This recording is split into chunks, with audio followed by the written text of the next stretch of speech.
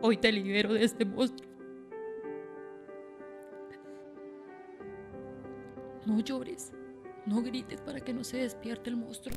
Y llegar arrimados, después de tenerlo todo, de alguna manera, y llegar arrimados a no tener una cama, a veces a ver a su mamá sin un alimento, salir a pedir la limosna y que la gente te diga: estos pelagatos limosneros ya vienen a joder, hasta ladrones serán. ¿Cuántos familiares te quitó la guerra?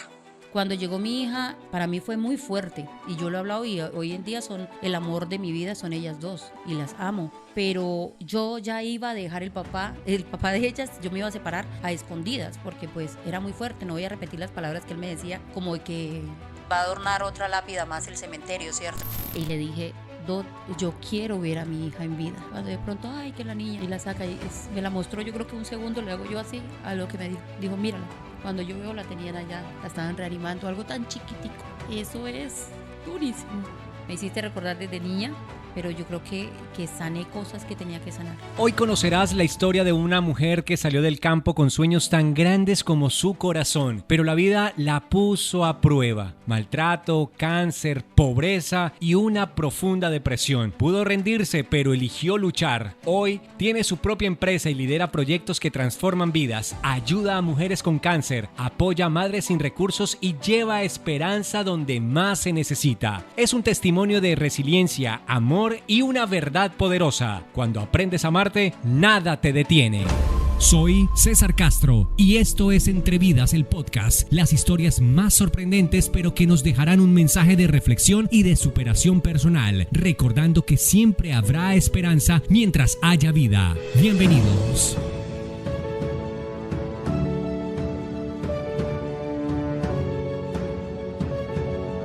Hola, un saludo muy especial para todos nuestros seguidores de Entre Vidas, el podcast. Recuerden que hoy estamos con esta súper camiseta inspirada en la historia de José Reyes, una camiseta espectacular que tiene un mensaje muy bonito en la parte de atrás que dice: muchos te señalan, pero pocos te conocen. La historia de José Reyes está aquí en mi canal de YouTube y también en todas las redes sociales. Recuerden buscarnos en YouTube como @alpisoentrevidas, en Facebook @entrevidas, en Instagram @entrevidas el podcast, y también estamos en TikTok y en Spotify para que ustedes revivan todos estos capítulos de historias maravillosas. Hoy, una mujer muy especial que me ha presentado la vida. Me dijeron: porfa, entrevístala porque tiene una historia maravillosa, algo que nos puede llegar a inspirar muchísimo. Y es que Magali Hernández, bienvenida a Entre Vidas, el podcast. Me alegra mucho tenerte aquí en este set. Y cuando me dijeron: entrevístala a ella porque tiene una bonita historia, y nos logramos empezar a hablar, y me dices: es que yo vengo del campo y en el campo las oportunidades son cero. Por no decir pocas, sino cero realmente. Muchas mujeres se quedan en el campo lavando, planchando, haciendo aseo, atendiendo a los esposos o al marido, como se dice en el argot popular, y no logran salir a flote. Y no es que esté mal, porque a la final es un trabajo y es una lucha también el trabajo de campo, pero digamos que tener una mujer profesional con un potencial y una creatividad enorme es muy importante. Magali, bienvenida a Entre Vidas, el podcast. Gracias por aceptar la invitación. Muchísimas gracias a su merced, y bueno, a las personas que estuvieron ahí viendo sus entrevistas y que dijeron: bueno, Magali hace parte de esa entrevista porque tiene una historia para contar. Cuando me hablas del campo, ¿cómo fue esa época en la finca? ¿Cómo fueron esos momentos de vida? Fueron bonitos. Hasta, o sea, el recuerdo que uno dice: a veces si te dan un ají o te preparan de pronto una comida que le hace recordar a usted ese fogón de leña, y es muy especial, pero también muy triste cuando estuvo toda esta violencia. Bueno, igual ahorita estamos viviendo violencia, pero jamás pensé que mis hijas fueran a ver un carro bomba, un desplazamiento. Hoy en día, de verdad que lo que pasó en Cali, he llorado muchísimo, muchísimo, porque el campo era muy lindo, pero cuando ya llegó la guerra, a nosotros nos desplazaron. Veías muertes. Ay, a mí eso de verdad que me preguntó de una, y o sea, es lo más triste de la vida, porque mis papás tenían tierras, tenían un trabajo, no nos hacía falta la comida, y de pronto llegan alguien y ya, se tienen que ir. ¿Cómo veías tú cuando llegaban esas personas a la puerta de tu finca, de tus papás y les decían, tienen que irse, no tienen que darnos algo para que no se tengan que ir? ¿Cómo les decían?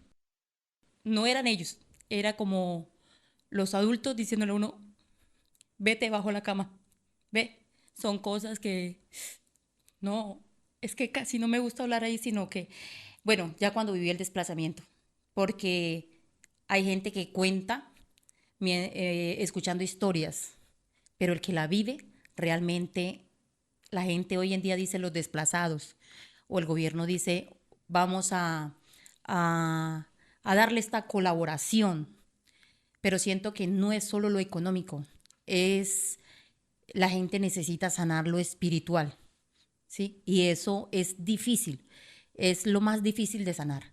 Lo que en ti representa la violencia, el arma, donde fue muerta mi abuela, mis tíos que estaban casi a mi misma edad, quedaron huérfanos, llegamos a una tierra desconocida que es donde hoy vivo, los Comemangos nos llaman, Corregimiento del Centro, y llegar arrimados, después de tenerlo todo, de alguna manera, y llegar arrimados a no tener una cama, a veces a ver a su mamá sin un alimento,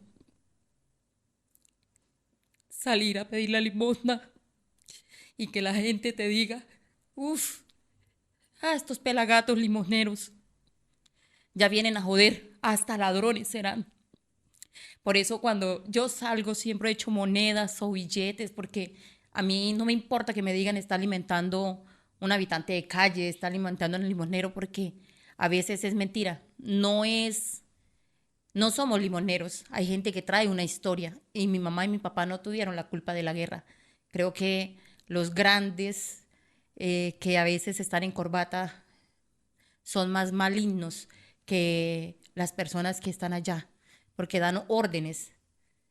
Pero en esos niños que pasaron ese desplazamiento, existe una maga, por eso es maga y ellas, ¿ve? Siempre desde chiquitica creo que eh, sí, algunos viven la historia y se victimizan o quedan en el rol de quisiera vengarme, quisiera esto. Mas yo de pequeña siempre quise ser como músico o escuchaba a los locutores y decía, wow, yo algún día quiero hablar por la radio y contarle a los niños cosas diferentes, porque Magali de niña para estudiar le tocó ropa regalada de los líderes, por eso vamos a ser líder, no jefe, porque nosotros esperábamos acá, de verdad, pues con el respeto de todos ya, a doña Teresa Calderón, que recogía ropa en el directivo y venía y nos donaba ropa muy buena, muy bonita, y para nosotros eso era ropa nueva, para nosotros era un par de zapatos en casa y los unos en la tarde y la otra en la mañana, ¿sí? Para el de la mañana se los quita y los usa usted también. Las salidas mías eran con las medias de la escuela y los zapatos negros de la escuela. O sea, esos eran los zapatos máximos que podíamos tener. ¿Cuántos familiares te quitó la guerra? Muchos, pero la más que a uno le toca así, porque era la que era como la representación familiar, fue mi abuela por parte materna, Leonor, Leonor Hernández. ¿Cuántos años tenías cuando eso ocurrió? Como entre 6 y 5 años. ¿Recuerdas mucho haber compartido con tu abuela?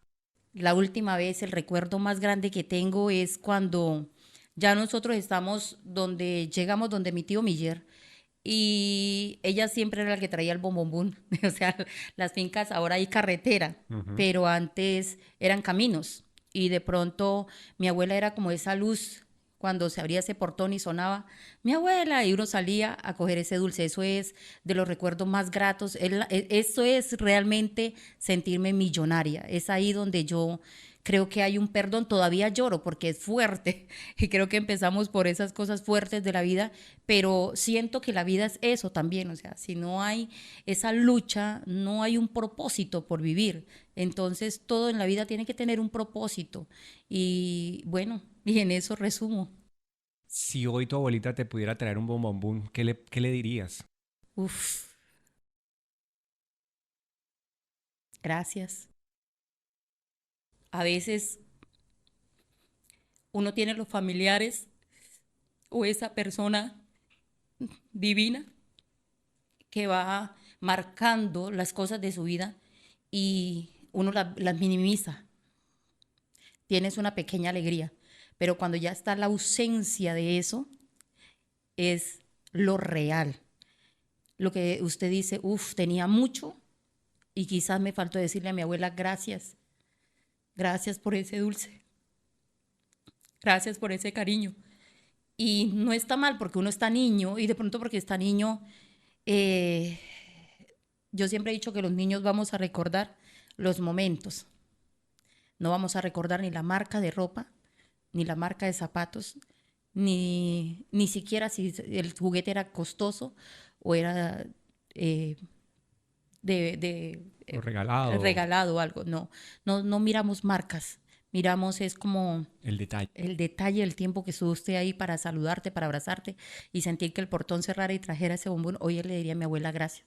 Gracias porque es lo que me da fuerzas también para decir hubo momentos maravillosos con esa persona y con esos me quedo. ¿En qué momento dices, yo no puedo seguir más en el campo, tengo que salir a buscar oportunidades donde las haya, porque a la final yo no quiero pues como estar en el campo, que es muy lindo, es muy rico estar en el campo, pero digamos, como lo decíamos al principio, las oportunidades son menos y quizás tenías una mente muy grande, muy abierta a conquistar el mundo como fuera posible?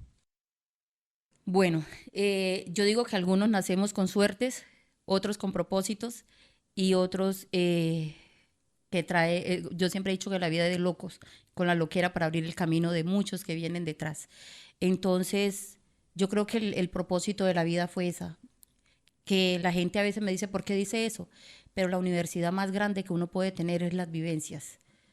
Y me doy cuenta cuando, por ejemplo, yo decía, yo no puedo seguir así. Mis tías simplemente consiguen un esposo y siguen lavando, muchas veces aguantando un esposo borracho, pero con todo el respeto, yo amo ser campesina, ¿sí? Poco civilizada, digámoslo así, pero el campo nos da todo, porque nos da, es la labor que da el alimento. El campesino es muy trabajador, pero no debemos desconocer que el campesino también le gusta tomarse sus polas. Y la mayoría llegan y se preocupan de pronto, no todos, no quiero porque sí, pero llegar tomados y de pronto no decir vamos a la iglesia con nuestros hijos, vamos a un parque, son muy pocos los que hacen eso. Simplemente el juego es la mamá con los hijos, quizá jugando con las gallinas o tirándose cositas, pero no vive uno esa cercanía, ¿sí? Al menos de disfrutar al campo. ¿Qué tal si hacemos una comida y en un potrero vamos a hablar con nuestros hijos? No me dejan mentir, yo creo que el campesino son muy pocos. Es como el que tienes al lado y puedes compartir con él y los juegos de bañarse en el río y eso. Entonces, cuando yo veía esa situación de mis tías y de las mujeres del campo, yo decía, yo no quiero ser esa mujer. ¿Por qué voy a hacer lo mismo? Entonces tomé un foco de estudiar, que a veces uno se pierde, ¿no? Porque también uno empieza con las malas compañías. Cuando hablo de perder, no es que en cosas, pero sí como que empieza a sentir como pereza, ¿sí? De cuánto estudio y nada que salgo y quizás estudio mucho y no hay oportunidades, entonces uno como que empieza a preguntarse también. Pero cuando yo ya veo una Selena, que escuchábamos como La Flor, y yo la veía brillar, de pronto en ese televisor blanco y negro que salía y la escuchaba en la emisora, para mí la radio era espectacular. Yo creo que yo escuchaba radio y oía, para mí los locutores era algo de respeto, era algo, no sé, yo decía, yo tengo que estar ahí, yo tengo que estar ahí. Y empecé así, pero cuando salí de pronto uno se enamora, ¿no? Entonces un poquito me perdí el foco cuando dije, bueno, yo he trabajado mucho por estudiar porque pues igual mi papá no tenía, mi mamá no tenía, porque mi papá y mi mamá se dejan, no tenía la posibilidad de pronto de darme un estudio y pues tenía que trabajar de alguna manera y capacitarme. Entonces conocí al padre de mis hijas y de ahí como que hubo ese cierre, perdón, y perdí ese enfoque que llevaba, pero gané quizás dos muros que fueron mis hijas, que dije, bueno, yo ¿qué le voy a mostrar a mis hijas? O sea, uno tiene que preguntarse, mi hija va a decir, mi mamá, ¿y qué? Ni siquiera terminó de estudiar o no sacó su carrera adelante, algo, ¿sí ve? Esas cosas. ¿Cómo fue esa relación de pareja? O sea, ¿cuántos años tenías cuando decides enamorarte y traer al mundo a tu primera hija? Vea, yo siempre he dicho que a veces cuando se pierde el foco es porque no lo tomen a mal, porque a veces las cosas uno las dice y son mal interpretadas. Nosotros las mujeres cuando traemos una carga emocional y de sufrimiento, quizás encontramos una persona y encontramos un refugio, esa persona que uno siente que es alguien que lo va a cuidar, que quizás le va a dar todo lo que usted necesita y se siente amparado. Y por eso es el desenfoque. A veces yo le he dicho, hay que mirar bien, porque primero viene un gusto, la ilusión, pero ese para siempre o esa organización tiene que ser compartida con quién te vas a meter. Y quizás uno sale de una finca, sale de muchos procesos y encuentra a esa persona y dice, no, aquí es. Por lo menos allá voy a ser la cabeza de ese hogar como mamá y voy a tener paz y tranquilidad. No, terrible. A veces no es como uno piensa.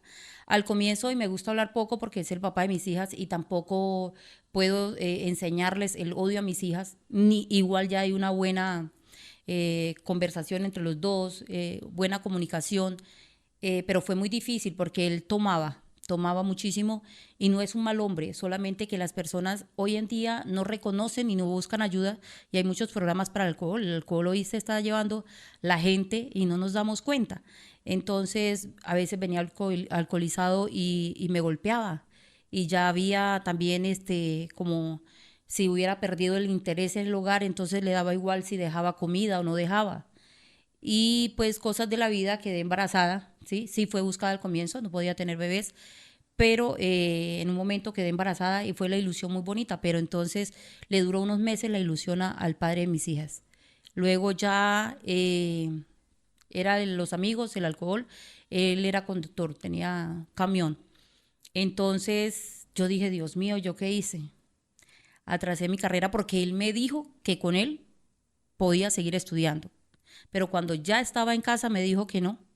O sea, simplemente hasta ahí llegó Magali, el estudio. Entonces, ay, Dios mío, mi hija tenía como 8 meses y yo dije, ¿qué hice? Porque si hablamos de los golpes, eran golpes, no era... Y ahí sigue viviendo Maga y ellas. Siempre era como eso, me está pasando esto, ¿por qué? No puedo culpar ni a mi mamá ni al destino porque fue mi decisión. Pero quizás fue una decisión a las carreras, de las cargas emocionales que muchas veces traemos los jóvenes. Y lo digo porque hoy en día, a través de mi labor, también escucho las historias de algunas jovencitas y todavía en el campo está pasando muchas historias como la mía. Demasiado, demasiado. Entonces, esas cosas son las que tiene uno que como respirar, buscar ayuda en personas que realmente tengan conocimiento. Los profesionales no son malos, hay psicólogos, hay para todos y hay que aprender a hablar con un buen profesor que nos lleve a eso, a encontrarnos, al poder hablar tantas cosas que pasan en el entorno de uno y se equivoca de camino por esas situaciones. ¿Tu segunda hija a qué edad llega? A los 20 años, fueron seguiditas. Cuando llegó mi hija, para mí fue muy fuerte. Y yo lo he hablado y hoy en día son el amor de mi vida, son ellas dos y las amo. Pero yo ya iba a dejar el papá de ellas, yo me iba a separar a escondidas, porque pues era muy fuerte. No voy a repetir las palabras que él me decía, como que va a adornar otra lápida más el cementerio, ¿cierto? Entonces yo tomo la decisión de irme de casa a escondidas. Cuando él llegaba tomado, entonces yo le sacaba plata. Yo dije, tengo que llevarme algo.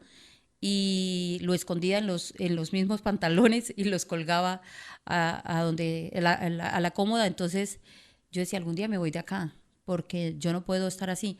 Y resulta que empiezo a enfermarme porque nunca hubo un periodo de mi primera hija.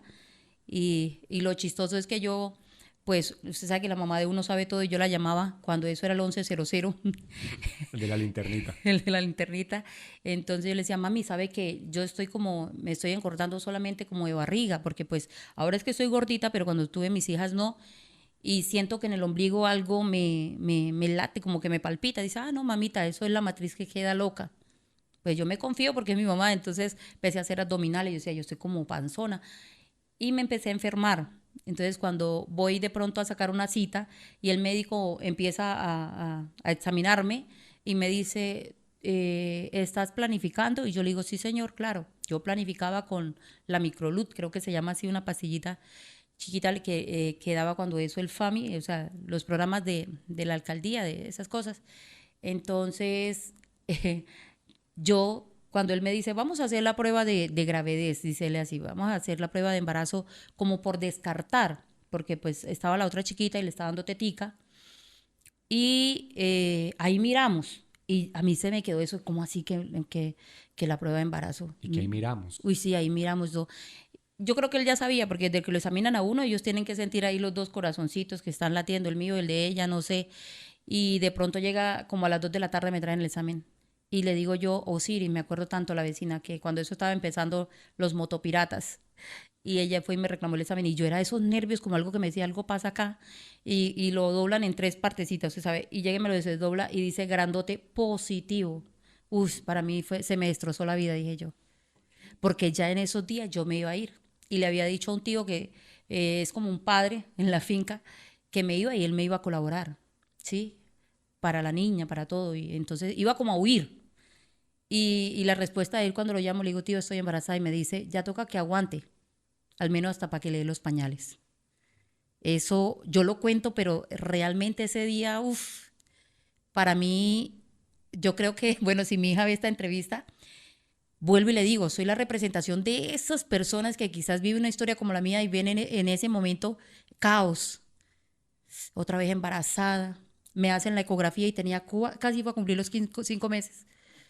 Y yo decía, uy, no, yo otra vez embarazada, un hijo, con esta persona que no cambia, que quiere son sus amigos, el alcohol. ¿Qué pasa? Entonces empiezo, según la voz de mi tío que me dice, tienes que aguantar hasta los pañales. Y fue fuerte, fuerte esos meses. A veces no comía, porque en realidad lo voy a decir, yo se lo he expresado a mi hija, quería que se saliera. Porque si es difícil con uno, con 2.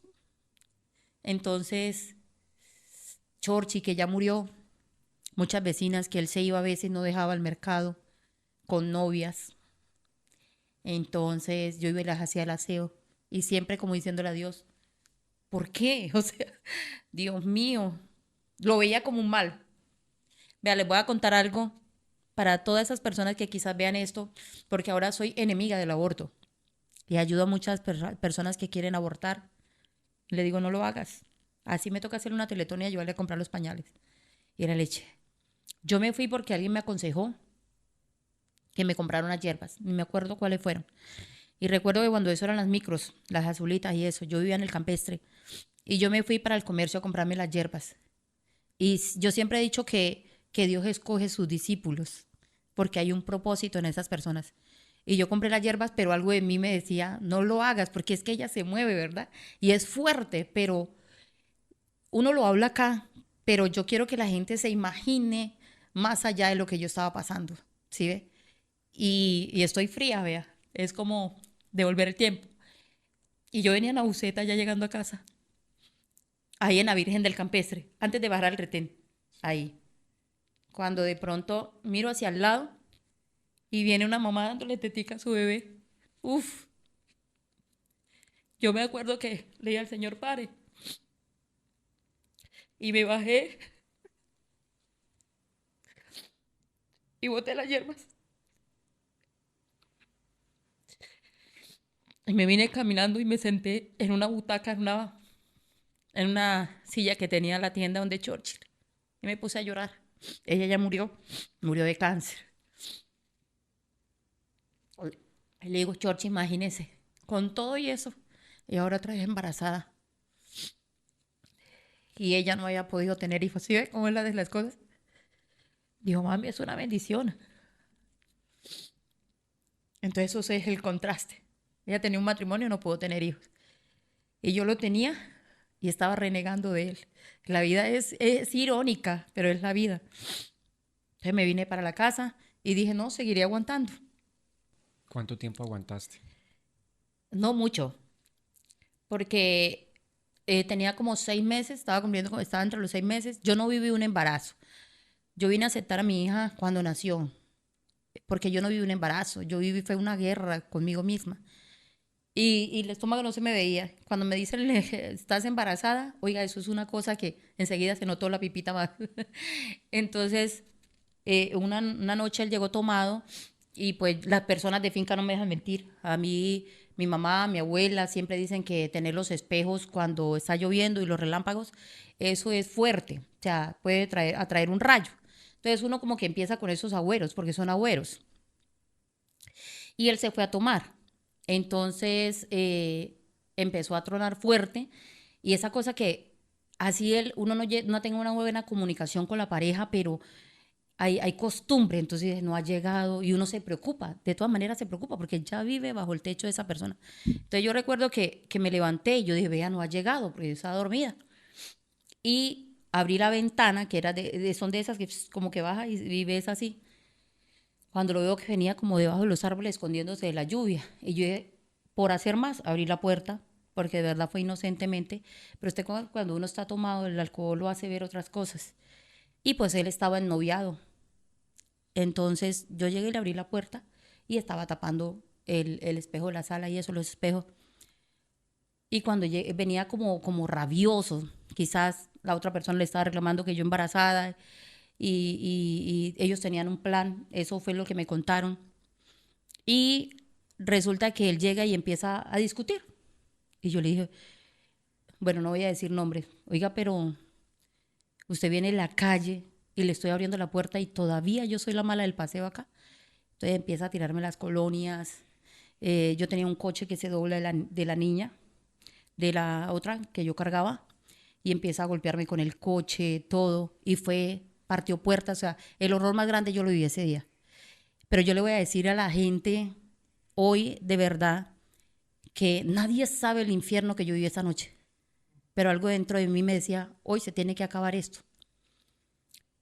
Y yo siempre es como Dios, ayúdeme.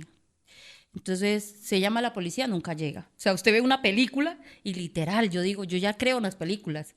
No existe amigo, no existe policía, no existe. Yo recuerdo que intenté correr a donde la vecina y agarré a mi otra hija corriendo. Y ella tenía unas mesas de hierro y tenía unos huequitos. Entonces yo me subí ahí porque me jalaba para meterme otra vez a la casa. O sea, las casas eran pegadas. Y ella alcanzó a abrir, pero eran de esas personas que decían de que uno en la relación de las parejas no se meten. Entonces yo todavía llorando le digo a ella, al menos cójame mi bebé, o sea, la niña. Y dijo, nosotros en problemas de pareja no nos metemos. Entonces, lloviendo, sola. Y la señora Eni, un saludo para ella, si llega a ver esto, siempre va a estar en mi recuerdo. Nosotros, a él le temían. Entonces, nosotros deseando que corriera era para este lado, para abrirle la puerta. Yo corrí, fue para el lado equivocado. Hombre, siempre voy a ir a las puertas equivocadas. Bueno, y entonces de tanto empujón, yo dije, no, pues me voy a dejar entrar a ver si se calma. Entonces, cuando yo llego y me paro al borde de la puerta, cuando cae el agua y no tiene el techito, usted sabe que queda el agüita así, el piso no era cerámica nada, sino piso normalito. Entonces, cuando él me tira para entrar, me resbalo, ¡fua! Cuando yo caigo con mi hija decía, mami, la chiquita, la otra. Yo sentí un dolor, y él me dijo que ese día vas a aprender a conocerme. Pero algo dentro de mí con ese dolor era también una fuerza yo creo que era sobrevivir o sobrevivir, que según él, ese día me mataba. A veces me he preguntado si soy buena madre o mala madre, pero mi hija me dice, eres una excelente madre. Por eso continúo. Porque yo creo que Dios hace planes en el camino de uno que tiene que pasar para sobrevivir. Entonces yo, como pude, me senté del piso porque me ardía el estómago de este lado. Era un ardor. Y cogí a mi hija y la puse sentada de frente mío. Y le dije, listo, ¿vas a acabar conmigo? No deja nada de mí, empiece por ella. Y se la puse de frente. Se retrocedió así, puso una silla y se sentó en la puerta. Yo digo que ese valor viene de algo. Después que pasa todo, yo lloraba por mi hija, yo decía, yo la puse, ¿qué tal que me la hubiera matado? Pero yo creo que son momentos de sobrevivencia. Digo, si ahí está su sangre, imposible que vaya, es una bebé. Y como pude, él se quedó dormido ahí de lo borracho, pero nadie ayudó. Escucharon los golpes porque yo me salía de un cuarto, me metía al otro y él a patadas, eran de madera las puertas, la rompía. Entonces, yo yo me fui para el baño y la niña lloraba mucho y me decía, mami. Y yo le decía, hoy te libero de este monstruo.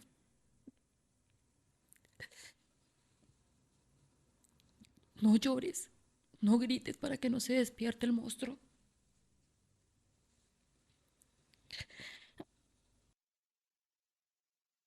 Y me arrodillé en la taza al baño. Le dije, Dios, dame fortaleza de salir de acá. No culpo a nadie porque son culpa de mis decisiones, pero necesito salir de acá. Entonces, él como que había llamado a los amigos para que se lo llevaran porque sabía que había hecho algo grave. Cuando yo escuché que pum, salió la puerta, entonces yo le dije a la niña, ¿quiere teterito? Fui y le preparé un tetero y le dije, vamos a dormir, que cuando salga el sol nos vamos. Pero yo ya me sentía con sueño, cansada. O sea, yo no sabía que me estaba muriendo. Entonces, yo me quedé ahí en cama con ella. Yo solamente me pasaba la mano y yo me sentía chivolos por todos lados, porque como él me golpeó con el coche primero, pues eso tiene tubos, claro, tenía moretones, o sea, bulticos. Entonces yo para calmar a la niña, yo le decía, tranquila, durmamos, usted dormí. Cuando salió el sol ya todos estaban preocupados, no tanto el sol, pero sí, yo creo que eran como las 5:30 cuando hay Como el amanecer. el amanecer. Pero antes de eso, ya él me había golpeado. Qué pena. Ya él me había golpeado y me había defendido, era un primo y los vecinos, por eso no se metían. Fueron varias situaciones. Entonces, ahí es cuando ya llega la vecina y me dice, mija, ella tenía 30,000 pesos ahorrados, doña Eni. Y me dice, te traigo mis ahorros, pero vete lejos. Y lloraba una abuelita. Se arrodillaba ahí en la cama, vete Magali. Y le digo a ella, ¿qué le duele? Me dice, no, tengo muchos sueños. Y cuando eso entra, la señora que yo le pedí ayuda y no me ayudó, me decía, perdóname, nunca pensé que fuera tan grave. Entonces ellos llamaron un taxi. Yo ahora acostumbro a despedirme de las personas, porque uno a veces dice, mañana lo hago. No existe, uno vive por un milagro, por fe. No sabemos si existe un mañana. Y la puerta tenía una entrereja. Y yo recuerdo que la niña estaba en el pañalito y me fueron a montar el taxi para trasladarme al hospital. Y la niña me dice, mami, pico, chiquita. Y yo le digo, no, tranquila, mi amor. Mami se va a colocar una puya y ya vuelve. Esa es la imagen que me queda de mi bebé en esa reja. ¿Por qué dices eso? Porque me hospitalizaron. Y de ahí llegué a Bucaramanga a luchar por la vida mía y la de mi hija. ¿Qué te había sucedido con la caída? Rotura de obligabios. Así Dios había roto mi fuente, mi hija. Entonces, yo cuando despierto me veo solo como con las cobijas viejas que le colocan a uno y el cosito que hace pa, pa, pa.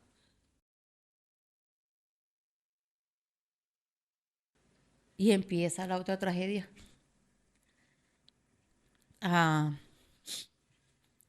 Que nunca dije que era golpes, nada, eran en controlar la vida de uno. Y yo le decía solamente salven a mi hija, porque ya sabía que era niña, después de que la iba a abortar. Pasaron días, cuando eso se había muerto, creo que iban a elegir yo siempre recuerdo, iban a elegir al que murió, a Benedicto, creo que era, bueno, cuando murió antes.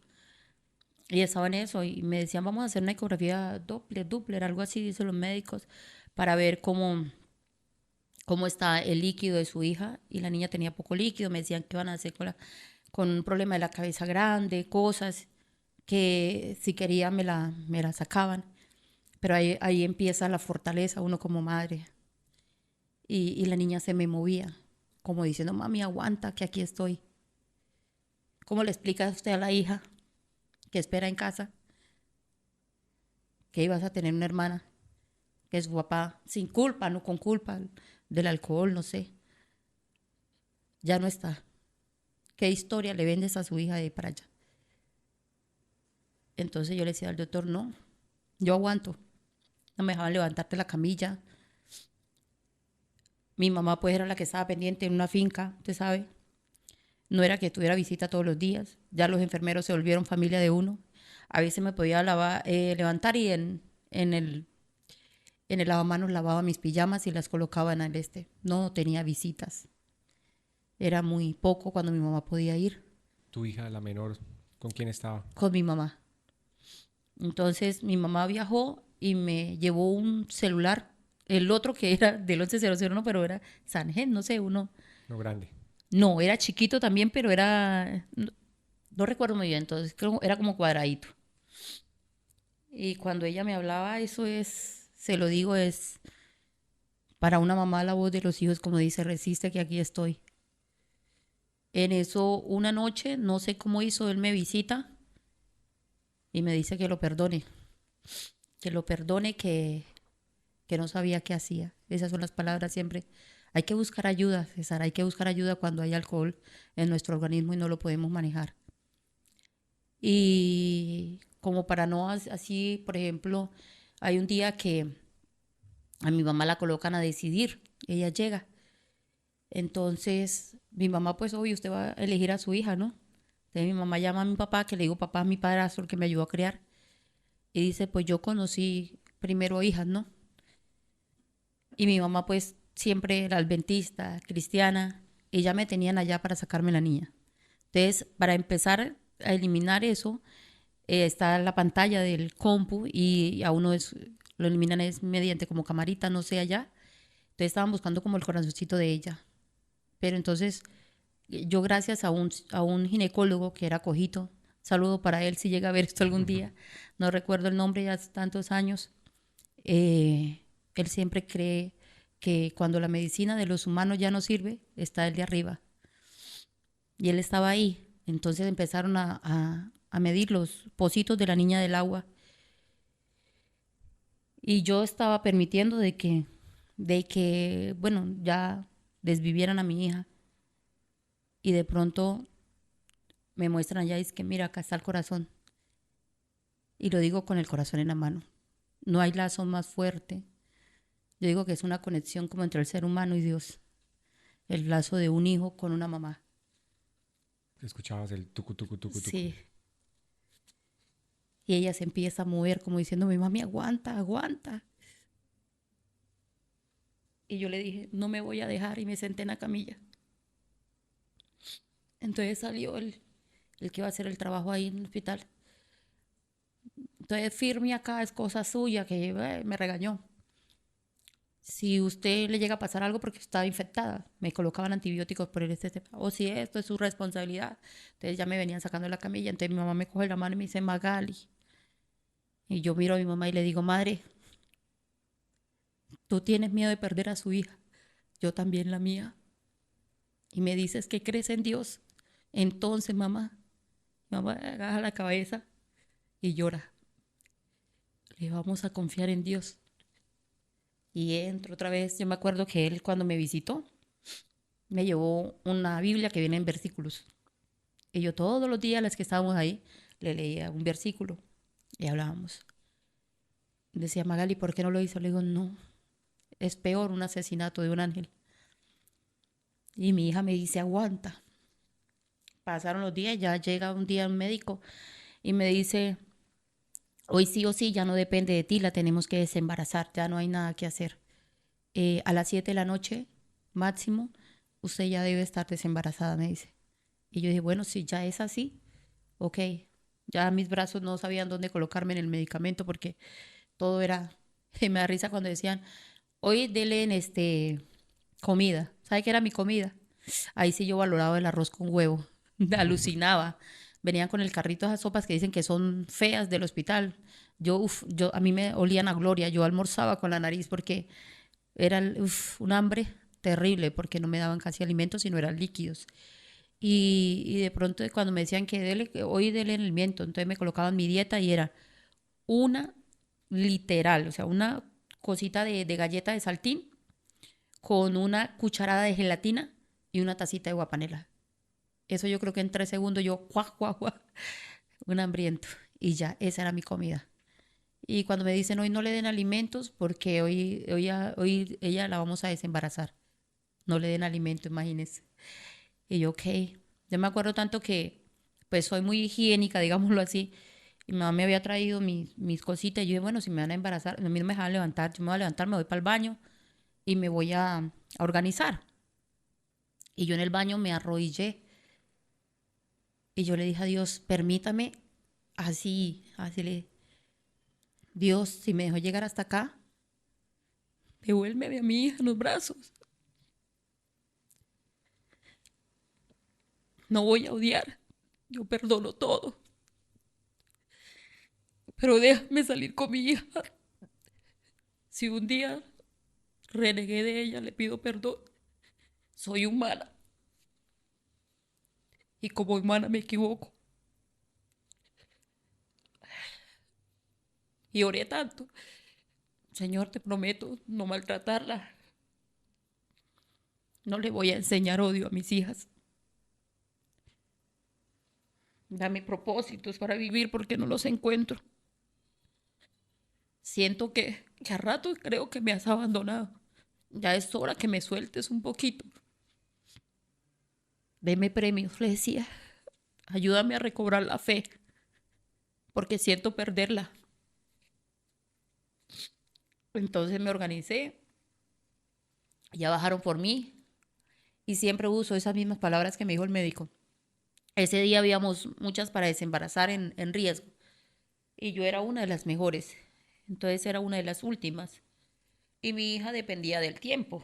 Ese llegaba el que nos iba a desembarazar. Usted sabe que él no viene por una, viene por otras, Varias. por varias. Entonces, yo recuerdo que ya habían operado como a dos y eso es fuerte porque sale uno como muerto de allá, así, sale y yo veía, yo decía, uy, no, yo hubiera pasado para no, y el tiempo a mi hija se le acaba.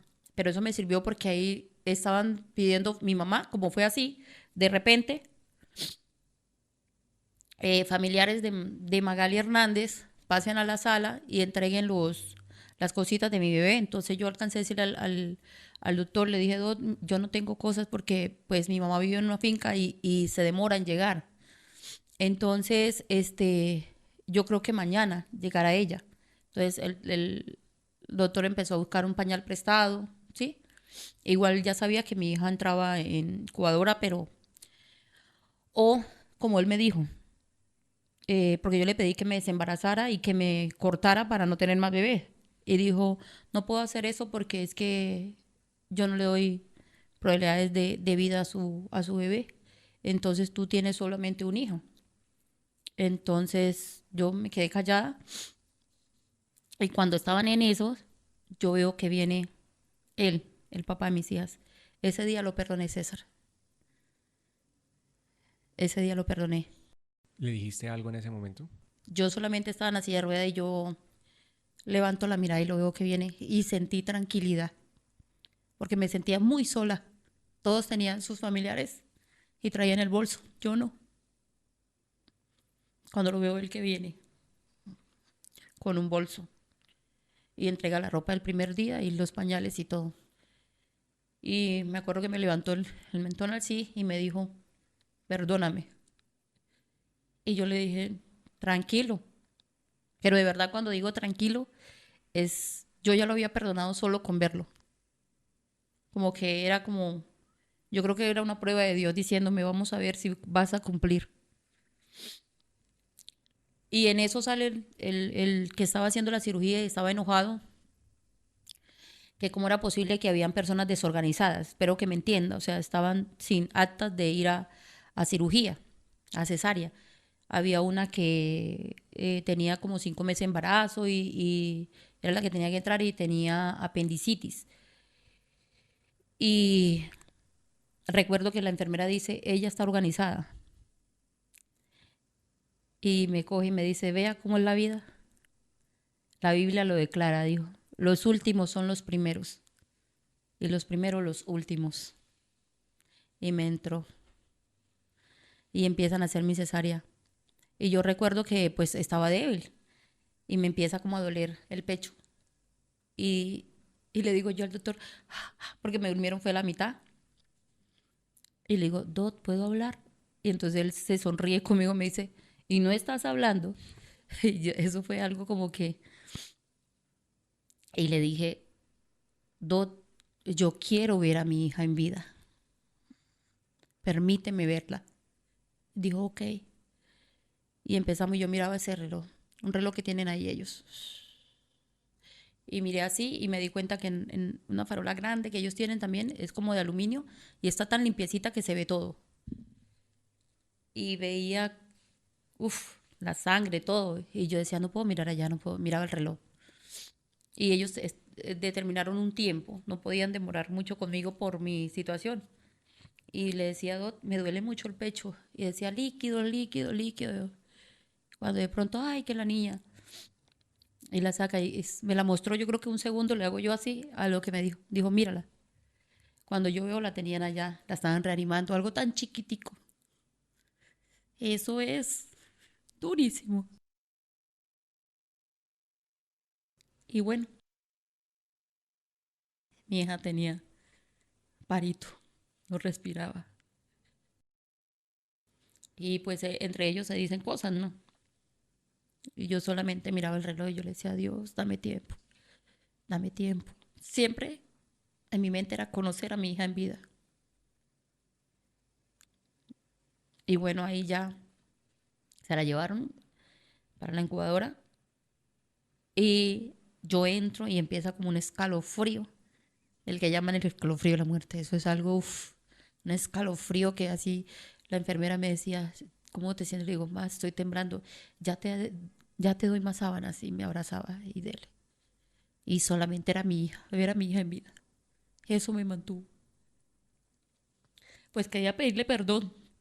Sentía la necesidad de decirle, un día de pronto dije cosas que no debí decir. A veces uno con la boca llama cosas. Y cuando ya salgo de todo ese trance, de despertar, del frío que me dio en el lapso ese, veo otra vez a él que me van a acompañar, pues yo no sabían que me había golpeado ni nada. Subimos y él me ayuda. Y yo le dije, ¿conoces a la niña? Y me dice, yo le dije, ¿viste a la niña? Dijo, sí, ya la vi igualita que Juliet, o sea, mi primera hija. Muy bonito. Y yo, wow, yo la imaginé en mi cabeza grande como Juliet. Entonces, bueno, ya pasa así, empiezo a recuperarme. Me dice, debes ir a ayudar a hablarle a su bebé. Y yo me levanto con esas ganas de ir a hablarle y me suben en una silla de ruedas. Y yo recuerdo que cuando yo llego y veo la incubadora de mi hija y movía las patitas, pero ahí empiezo a enfrentar algo que se llama posparto, ¿no? O sea, con todo, ¿no? Yo Como no una vi. depresión. Sí. Entonces yo me levanto y veo a la niña y él me dice, se parece a Juliet. Mi hija, otra tuvo, pues, era grandecita cuando nació, su término y todo, y veo algo tan pequeñito. Y yo creo que fue el temor a perderla que yo dije, no, ella no puede ser mi hija. Entonces me senté y lloraba y yo decía, no, ella no es mi hija, porque era chiquitica, muy chiquitica a todos los que estaban ahí. ¿Cuántos años tienen actualmente tus hijas? La chiquita tiene 20 y la otra tiene 21. Ahorita en diciembre cumple 22 la mayor. ¿Qué hablas con ellas Sí, de esos momentos? nosotros los hablamos.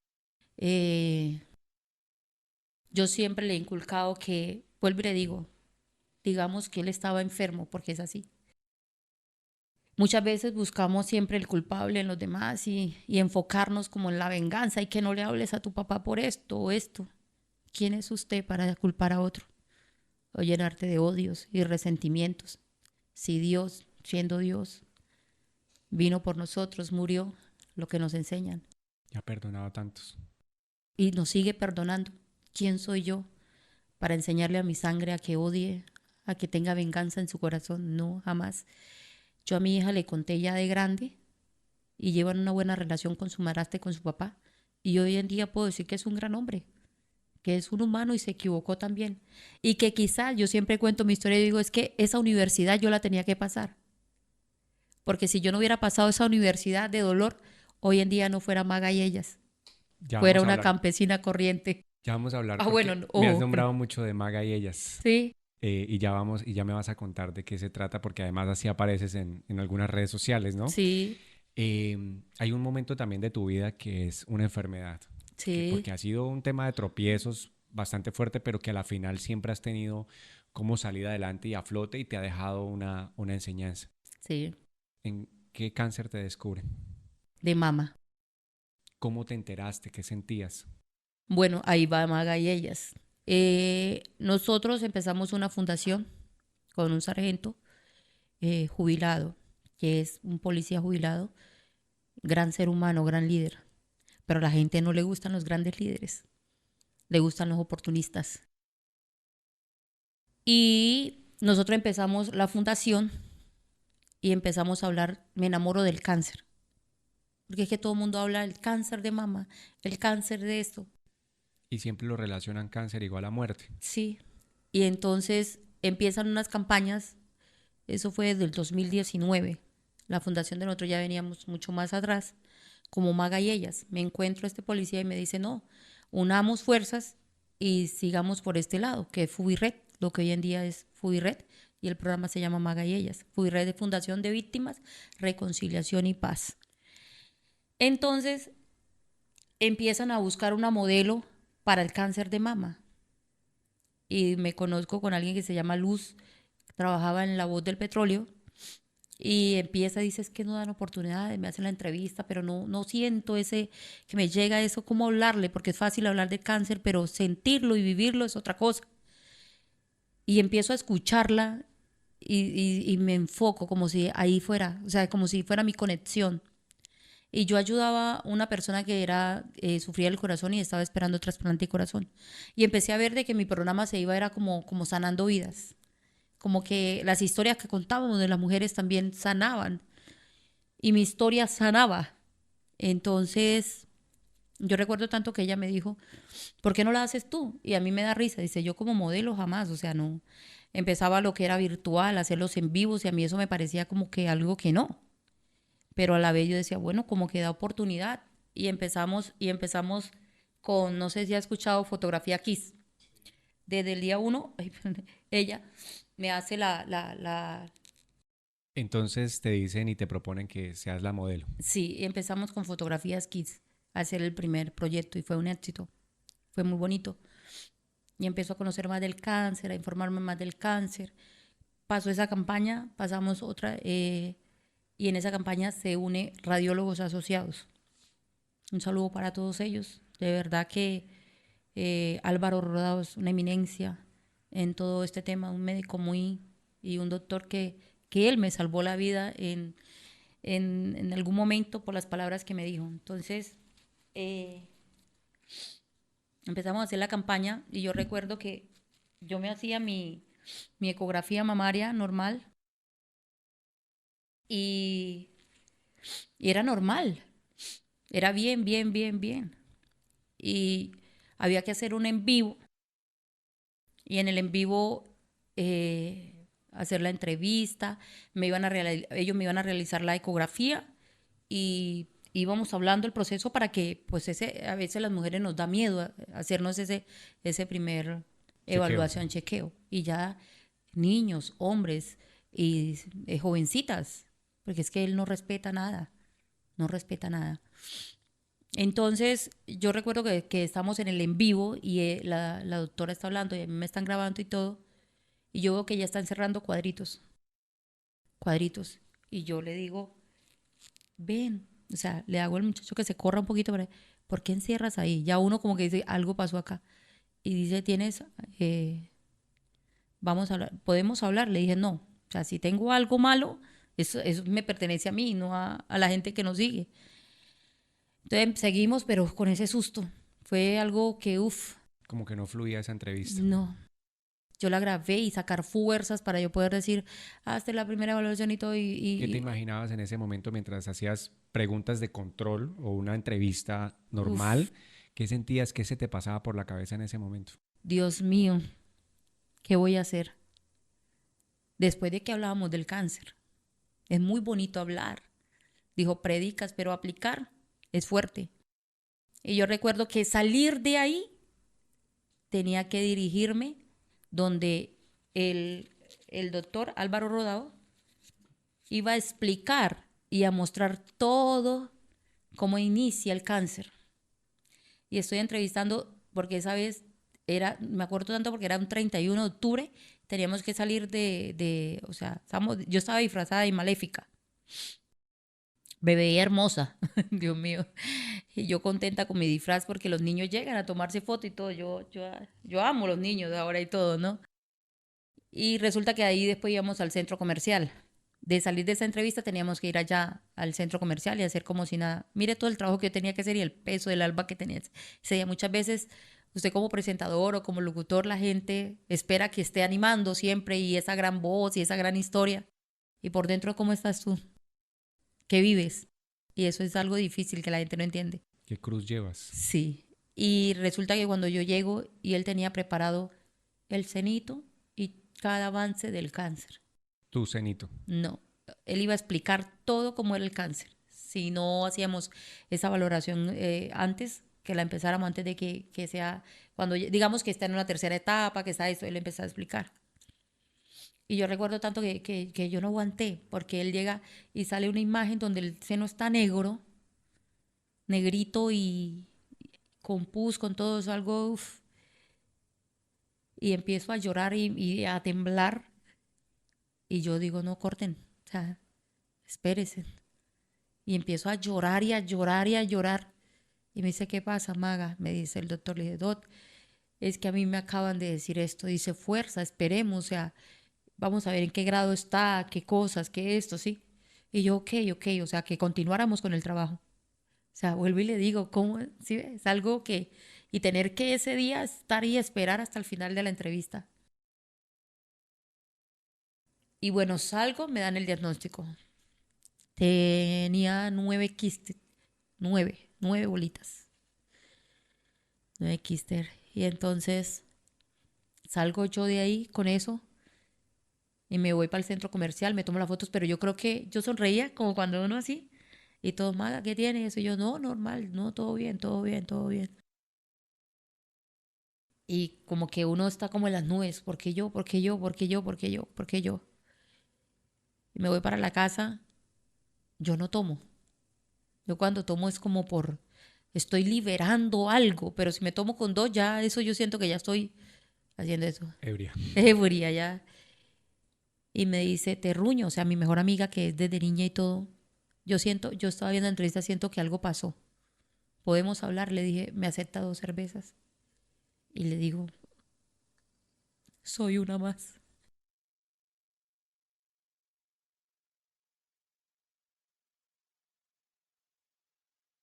Yo llegué a mi casa a mirar a mis hijas, que siempre les hablo de independencia, de que hay que guerrearse la vida, las enseñé a ser independientes, les hablé de fortaleza, muchas cosas. Yo no me quería parar de la cama, yo duré 2 días, yo no fui ni a trabajar, yo solo me dediqué ahí en la cama a llorar. Entonces yo me acuerdo que la mayor me dice, y entonces Mon, ella me dice Mon siempre, le dije, me voy a morir. Pero ¿cuántas veces no estuve al borde de la muerte, hombre? O sea, uno es una cosa chistoso que Dios. Y dijo, y entonces Magali Hernández, ahí fue el despertar mío. Ya, un diagnóstico, nos morimos. ¿Dónde está la maga, la guerrera? Pues vamos a combatirlo. Ella chiquita diciéndome, mi hija, imagínese, cuando tú hablas, ahí tiene la medicina, se lo regresan. ¿Dónde está Maga, la guerrera? Y me levanto, digo, bueno, voy a trabajar. No dije nada, ni en la emisora, ni nada, nada. Y yo decía, yo no puedo seguir en un lugar si Dios me tiene con poquito tiempo donde me limitan. No estoy diciendo las historias como son. Tengo que estar muy puesta, muy bonita, el cuerpo bien, esto, el cabello bien mono, bien planchado, bien organizado, porque tú no me dejas mentir. El presentador tiene que estar siempre bien puesto. Las historias cuando trabajas le limitan ciertas cosas. Esto no puede salir, esto sí. No es el foco que yo quería en Maga y ellas. Entonces empecé a creer en lo virtual. Y yo llamé a Álvaro Rodado y le digo, Dot, yo quiero saber cuánto tiempo me queda. Y yo recuerdo tanto que me dice, pero ¿por qué hablas así? Aquí es cuando yo digo que no es religión, sino es la conexión tuya con Dios. Entonces empecé, digamos que el tratamiento, a renunciar a la emisora, todo esto. Hubo cosas que no voy a hablar, pues ya eso quedó atrás. Pues porque usted termina un contrato y hay ciertas cosas. Dije, no, me voy para la virtual, acá no me dejan, acá me limitan. Y empecé a buscar por fuera cómo la emisora, y fue cuando conocí, pues ya distinguía a Don Bautilio, pero él quería otra situación de emisora, y yo le dije, yo quiero los en vivo, yo quiero contar mis historias, yo quiero Maga y ella diferente. Había unas emisoras virtuales, dice, ven, trabaja con nosotros en lo virtual, y así empecé, y a conocerme hacer el tratamiento. Entonces Álvaro me dice, mando mis hijas para Cúcuta, las envío para Cúcuta por esos días, pues porque estaba corta. Usted sabe, pues un computador, todo para iniciar algo virtual. Eh, y Álvaro me dice, ven que yo te quiero hacer un chequeo profundo, y ya lo hablamos, o sea, saqué fuerza y le dije, yo quiero que usted me diga sin mentiras, no le vaya a colocar ahí cositas, nada. Le queda tanto tiempo de vida, puede hacerte esto, no te haga esto y así. Mira, y yo empiezo una oración y la amistad con Don Baudilio, y mi amiga decía, si usted ha podido, puede con esto y mucho más. O sea, hay palabras que transforman la vida de uno. Y me dice, porque Dios no le coloca una batalla que no sea capaz de afrontarla, Magali. Le digo, pero es que me las está dando todas a mí. Dices, claro, porque es uno de los peores guerreros. Vea, y eso cuando te lo crees, empiezas a crecer. Algo, una fuerza en uno que... Y recuerdo tanto que yo lloraba y estaba enferma. O sea, cuando tú tienes de pronto algo, pero cuando ya le dan a usted un diagnóstico, es como si eso, ¡pum!, se revelara. Disparar a la enfermedad. Sí, empiezan fiebres, dolores, hinchazones. Yo no podía mover el brazo, muchas cosas. O sea, o de pronto yo ya lo tenía, pero no le colocaba bolas. Me compraba, debe ser esto, cositas así ya. Entonces llego y recuerdo tanto que mandé mis hijas para Cúcuta, le dije al papá de ellas, mira, colabórenme porque esto, y yo ahora arranqué con una emisora virtual y estoy con esto, no me alcanza. Y Álvaro dijo, esto como él era socio, él es socio, esto sí te lo cobran, lo mío no lo voy a cobrar. Yo recuerdo tanto que mi tío Tocayo, que es mi tío, como un padre fiel, padre para mis hijas también porque me colaboró mucho. Él me regaló esa parte del examen, todo, me iban a examinar bien, todo. Yo me voy, pero antes de esa valoración, yo en la noche yo le decía, tía, yo estoy orando, y ahora que estoy sola en casa, yo oro, y de verdad que le mando un mensaje que cuando usted empieza a orar, pero esa conexión, a ayunar, a decirle a Dios, lléveme donde tú querías verme, y yo trunqué esa decisión, y llévame donde tú digas, no donde yo diga, porque tú no te equivocas, yo sí me equivoco. Entonces empiezas tú a pedir y luego te asustas. Y llego yo a la casa y recuerdo tanto que termino de orar y yo sentía que algo se acostaba conmigo al lado. Y yo decía, "Che", y yo prendí la luz y esto es que yo ya estoy alucinando, decía yo, ya estoy, y apagaba la luz y vuelva, yo sentía lo mismo. Entonces yo recuerdo, yo tengo una tía que era celadora, y la llamo y le digo, tía, yo no puedo dormir, yo siento que cuando oro algo se acuesta conmigo. Al otro día tenía el examen. Y yo había comprado unas cosas, estaba empezando, digamos, una sociedad con alguien, y luego pues él me dice, te vendo. Y usted sabe que garras, ¿cómo es? Cuando tú haces... Arras. Arras, eso. No voy a olvidar esa palabrita. Yo tenía que dar el día, pues como a los 3 días, como ya se me cumplía el plazo de 2 millones más. Y yo de a dónde, hola, nada que había podido trabajar y todo. Y yo decía, ay, Dios mío. Y yo recuerdo tanto que me voy para donde mi tía, y mi tía me dice, Maga, oras, que pues también se crió en el adventismo, y si es algo malo, dijo, se va. Y si no, llegas a dormir. ahí comimos un poquito de pollo, esto, me habían quedado, bueno, me comí el pollo con mi tía, eso, nos vinimos y sí, oré y me quedé dormida. Y de pronto entro en un sueño maravilloso, maravilloso. Me llevó a donde yo estaba niña, jugando la rueda a rueda con mi mamá y mis hermanos pequeñitos. Y mi mamá decía, corra, corra. Entonces así como dando vueltas, vueltas, y veo como, sentía frío, como una nieblina y un montón de ganado blanco. Y yo me pasaba, es que por debajo de una cerca, y yo sentía que volaba. Y yo le decía, mamá, estoy volando. Y ella me decía, vuela, vuela. Y yo le decía, bueno, bueno. Y yo me elevaba y me estaba yendo. Y de pronto yo decía, ay, ¿por qué estoy volando? ¿Quién me lleva? Y yo levanto a mirar y veo como un sol. Y una voz que me dijo, no me falles. Y cuando me dice no me falles, es algo maravilloso. Y yo le decía, si eres tú, permíteme mirarte. No le vi el rostro, solamente algo resplandeciente. Maravilloso. ¿Sí ve? Maravilloso. Y me decía, no me falles. ¿Sí ve? Aún no, no es tu tiempo. Y veía yo unas escaleras que decían, maga, maga, maga. O sea, animándome que subiera más, que volara, mis hermanos y mi mamá. Y cuando él me dice, no me falles, yo despierto. Pero yo había visto unas espigas, todo, como si caminara un camino que fuera a recorrer. Cuando fue yo le digo a mi mamá, yo no quiero que vayas, a cualquier cosa yo te digo. Pues es muy difícil uno como madre enfrentar cosas. Entonces ella se fue a acompañar a mi tía. Nos vinimos todos en la buseta para ir hablando, como para que uno no tenga eso tan marcado de que sentirse uno distraído. Llego yo ahí a Radiólogos Asociados y hay veces que yo tenía mucho dolor que a mí uno ya desea ya cerrar los ojos y descansar.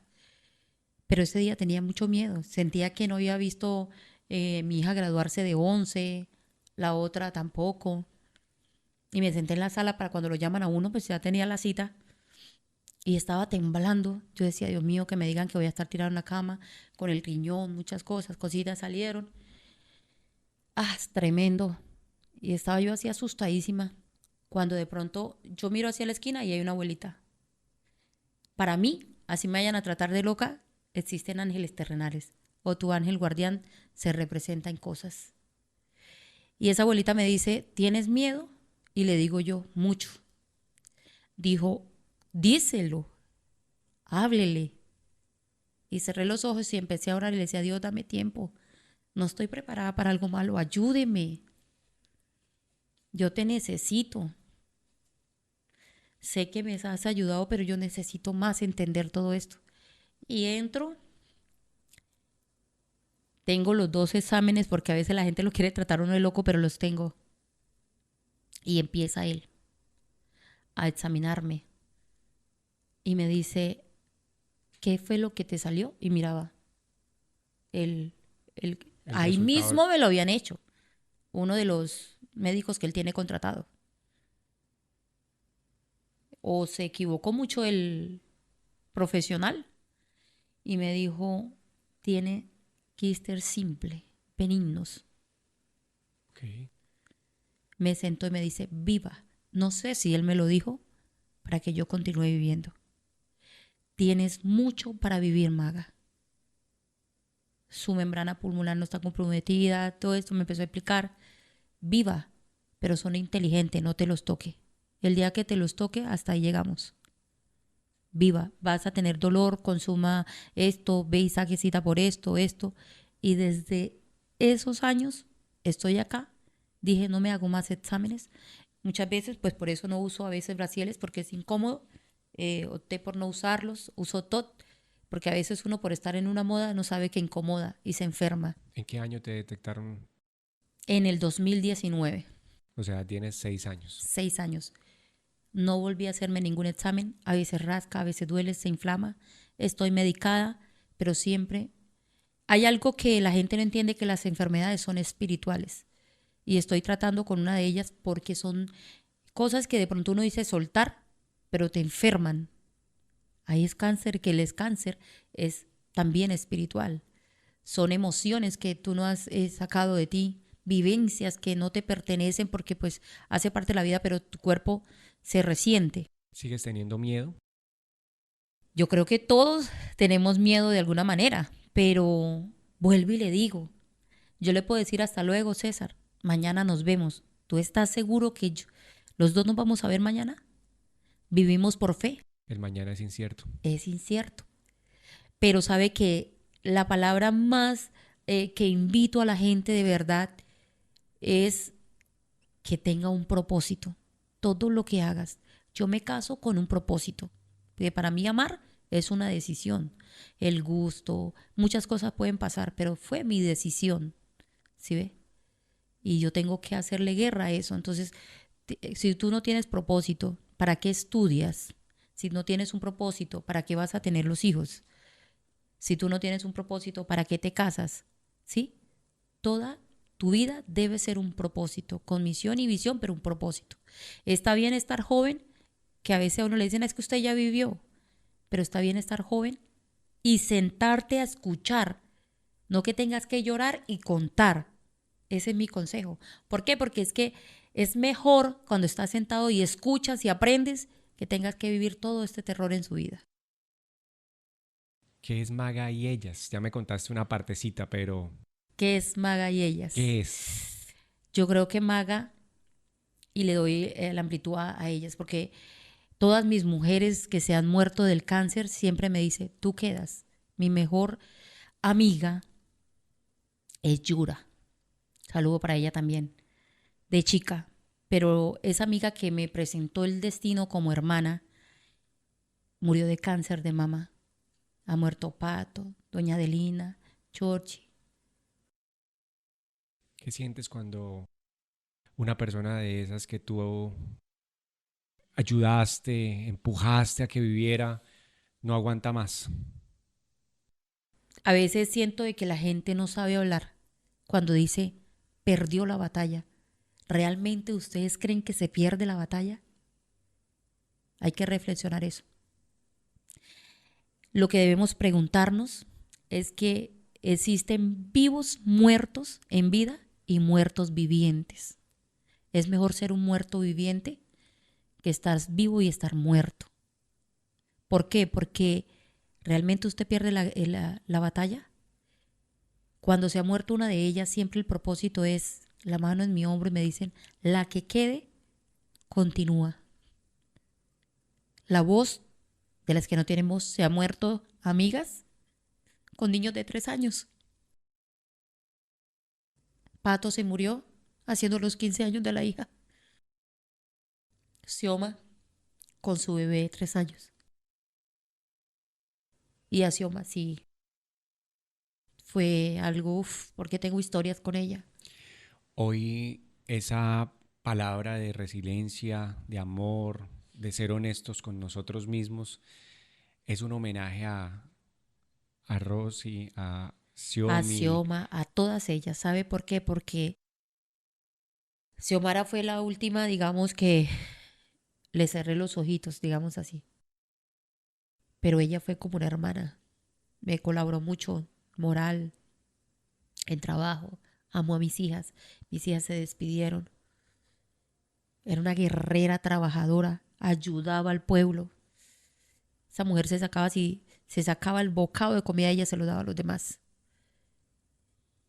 Y cuando ella entra en el cáncer y me dice, empiezo a descubrir todo el cáncer, me dicen, el cáncer se combate riendo, no llorando, no en depresión. Usted siempre tiene que estar en risa, viviendo. Hay que olvidarse que tenemos cáncer. Entonces, una terapia que tomamos con ella, le dijeron que recordara lo más bonito y ella le habían dicho que no podía tener hijos. Entonces ella dijo, cuando supo que tenía la niña y la pudo tener, eso fue algo fuerte, fue maravilloso. Entonces ella dice, el día que me dijeron que estaba embarazada, y en serio con tanto dolor, estamos hablando ya terminal, donde ya la tetica está explotada, hizo metástasis, cosas, y se reía, se le pasó el dolor por un rato. Pero las palabras que ella me dijo, esa conversación de las 12 ese día, le dije, ¿crees en los milagros? Me dijo, sí. Pero me dijo, el milagro ya se hizo. Y me puso la mano en el hombro. O sea, el milagro fue el mío, entendí así. Y me dice, vamos a construir clínicas que nos escuchen. Maga, venga por mí temprano mañana y vamos a hacer una teletón para hacer esa clínica que soñamos. Vamos a hablar del cáncer. ¿Qué nos quita el cáncer?, me decía ella. Yo lo escribí. ¿Qué nos quita? El cuidado de Mateo. Tuve a mi hijo y no lo viví. Queda Huicha, me dice ella, la niña Luisa, las tareas de Huicha Maga. Y hablábamos, pero ella hablaba muy pasito porque ya ella tenía metástasis. Y lo que hablamos con ella fue muy bonito. Y yo le dije, listo, Xioma, es tu decisión. Listo. Mañana yo vengo muy temprano y nos vamos para la casa. Porque ella me hizo llamar al doctor y le preguntara qué seguía. Y el doctor no tenía respuesta, estaban esperando, era un paro ya respiratorio. Entonces, yo a ella, cuando la dejé en casa, ella estaba delgadita, muy delgadita. Y cuando ya fui a la clínica, estaba gordota, inflada. Entonces, yo no la reconocía. Ella, Maga, Maga, así, hablaba muy pasito. Y lo que me dijo a ella es lo que me insiste continuar, vivir. Ahora le digo a Dios, ya pronto mi hija va a graduarse ingeniera industrial, también en inglés. Mi otra hija estudia psicología. Son unas guerreras, son unas buenas niñas. Mis hijas todavía me piden permiso. Mis hijas todavía, y mi hija participó el año pasado, este año, comenzando en un reinado, y ella nunca había sido reina. Pero ella me dice, mi mamá me dejó la vara tan alta que me propusieron y vamos a continuar. Un día dijeron que no se podía, porque es muy duro hacer cultura acá, es muy duro que la gente crea en un programa como el suyo y el mío. Se vuelve viral lo que no es conveniente. Entonces, para hacer más visión, me fui a Bogotá, que quiero de verdad esto que salga, porque a veces la gente habla de la gordofobia, habla de los cuerpos, habla de la inclusión, pero hablan, no están ahí. Muchas veces uno no se engorda por comer, se engorda por la comida, la medicina, la ansiedad, muchas cosas. Son enfermedades que no voy a colocar aquí a hablar porque yo vivo que a veces me dicen cómo resiste su riñón. Yo tengo que tomarme, no olvidarse la de las 6, la de las 9, la de esta, porque cada cosa que tomas para algo afecta a otras cosas. Entonces hay gente que vive muriéndose en vida y tienen todo, porque tener salud es tenerlo todo, tener una familia es tenerlo todo. Entonces viajo a Bogotá porque encuentro un programa loco, a contarlo rápido, a decirle, César, que nunca fui a ganar. Fui a hacer visible mi fundación porque mi sueño es poder construir o a tocar la puerta de algún empresario, si no soy acá, que realmente construyan una clínica que valga la pena en Barranca Bermeja. No que las estén cerrando como está ahorita. Porque a veces para hacerse usted una quimio o un examen como tengo ahorita, tengo que ir hasta Bucaramanga, pero un examen para otra cosita. A veces mis mujeres en la fundación, que es Maga y ellas, ahí aceptamos cómo llegas tú cuando te vas a divorciar, cómo recibir eso cuando tienes problemas con tus hijos, ahí ayudamos a todos. Imagine que la que trabaja conmigo tiene lupus y hace 20, va a ser un mes, estuvo en UCI. Qué linda poder traerla acá y contar ella esa historia. Y me dice, Maga, ya en UCI sentí la necesidad y me envía un audio y me dice, Maguita, te voy a enviar una foto, por favor, públiquela y pida que oren todos por mí, porque recordé que dicen que si varios están orando, se pueden hacer milagros. Se hace viral la oración. La oración, y fue un éxito. Y salió de UCI y ya está trabajando con nosotros. Y ella cuenta cómo fue ese proceso y es fuerte. Entonces, todo el entorno mío es eso. A donde nadie cree que hay éxito. Y está el verdadero éxito, porque están las personas que viven. Cuando viajo a Bogotá es para llevarme a todas ellas. A la emprendedora que aquí nadie la apuesta. ¿Sí? Ojalá, y le voy a hacer propaganda a su marca, está bonito, Entre Vidas, hermoso. Gracias. De verdad que hay que hacerle vida a eso, a lo que genera vida, ¿sí? Ese siempre es como mi hablar. Entonces me fui para Bogotá a participar en un concurso de gorditas. Jamás fui por el título, porque allá había modelos ya de talla grande. Pero siempre yo voy con un propósito, siempre, siempre, siempre. Y yo recuerdo que pues lo mío son plataformas, esos puntillotas. Y yo llego donde el entrenador, las otras ya tenían varios días yo entrené 4 horas la pasarela y yo llego y estoy andando jorobadita con unas plataformitas. Y me dice, bueno, ¿y usted qué? ¿Derecha? ¿Qué es esto? Y esa plataforma que le digo, ay, no, así no, porque no soy capaz. O sea, mi dolor no me deja estar muy. Dijo, oiga, fuerte lo que me dijo. Entonces, ¿a qué viniste? O sea, sin conocerme, o sea, sí, era el profesor de día y ya. Oiga, eso fue para mí de verdad un impulso grandísimo. Eso fue como una patada y hecho para A dar adelante. más. Sí. Y yo dije, ¿en serio? ¿Cuál es mi propósito de estar acá? No, oiga, nunca voy a ser la más, ¿cómo hay que? No, nunca voy a ser más ni la menos, pero debo, ni la más o menos, tengo que ser siempre excelente. No va a llegar a ser el oso a mi pueblo, a Barrancarmeja, que la estoy representando y no hacer nada, por lo menos vamos a hacerlo bien. Y empiezo a lo que él me dijo, los pasos, todo, todo en mi cabeza. Llevaba unos vestidos maravillosos, las otras decían que la ropa de ella la había hecho Alfredo de yo no sé quién, de eso. A mí me la hizo una señora del Arenal, la señora de la vereda tal, pero son trajes divinos, mis vestidos. Pero bueno, ella no tienen ese éxito, así son empíricas y en su máquina y todo. Y yo no tengo que lucirlas a ella, ¿sí ve? Todas estas cositas, tengo que mostrar a mis emprendedoras, porque entonces, y empecé con ese foco. Yo cuando, uno siempre tiene miedo, usted me preguntó eso, cuando fue la entrevista, primero fue la entrega de banda, y yo la vi que llegaron todas ya con vestidos de lentejuela, y yo dije, ahora yo con este vestido de flores, porque yo amo las flores, pero es cómo luce usted las flores, cómo luces ese vestido, y llegué yo, dije, no, aquí llegó Maga Hernández y vamos para adelante. Y llegué y apenas me colocaron a hablar, los aplausos para mí, desde el chu. Y ellas con mi vestido, tata, lleno, mi vestido lo hizo Julana de tal, tal. La entrevista con el jurado fue maravilloso. Yo creo que Dios envió eran 5 preguntas de cada jurado.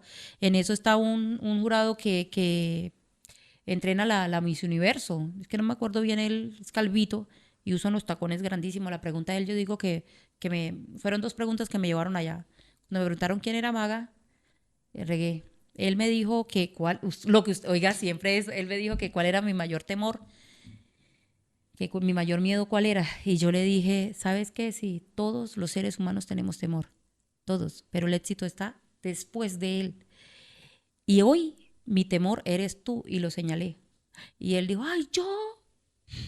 Y le dije, sí, tú. Dijo, ¿por qué? Le dije, no, yo estaba ya sentada en la sala y van ustedes a coger el ascensor porque eso es allá en la Casa de la Reina, el Hotel Gran Park, creo que es el de Bogotá, se me fue. Y yo lo miré y yo dije, no, Dios mío, yo en estas plataformas, y se las mostré, ¿no? Y él en esos tacos, unos tacos puntudos, pero unos tacos, estamos hablando que no los ve usted acá.